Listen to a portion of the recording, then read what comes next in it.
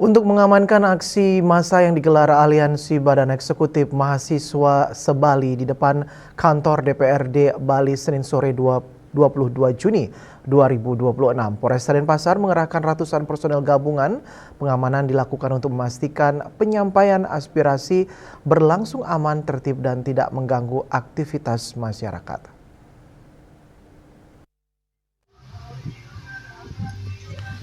Sebanyak 300-an personel dari Polresta Denpasar dalam rangka pengamanan aksi unjuk rasa Aliansi BEM Sebali.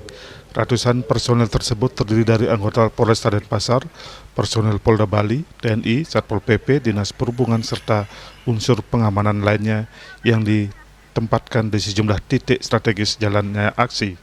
Kapolresta Denpasar, Kombes Polisi Leonardo David Simatupang menegaskan seluruh personel yang bertugas diminta mengedepankan pendekatan humanis dan persuasif selama pengamanan berlangsung. Petugas juga diinstruksikan untuk menghormati hak masyarakat dalam menyampaikan pendapat di muka umum sesuai ketentuan yang berlaku. Kita mahasiswa untuk menyampaikan aspirasinya di ruang demokrasi. Yang penting kita melayani supaya ruang demokrasi yang ada ini aman, tertib, dan lancar. Kita laksanakan sesuai surat dari mereka, pemberitahuan dari mereka, dan sore ini mereka sedang menuju ke kantor DPRD.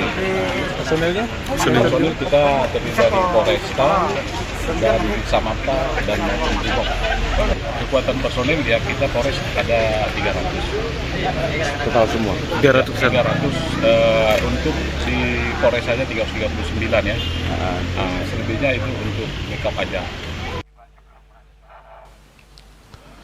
Selain menjaga keamanan peserta aksi, personel gabungan juga disiagakan untuk mengatur arus lalu lintas guna meminimalisir kemacetan di sejumlah ruas jalan yang menjadi lokasi konsentrasi massa. Polresta Denpasar mengimbau seluruh peserta aksi untuk menjaga ketertiban, tidak melakukan tindakan provokatif serta mematuhi arahan petugas di lapangan. Dengan kerjasama seluruh pihak, aksi penyampaian aspirasi diharapkan dapat berjalan aman, damai, dan kondusif.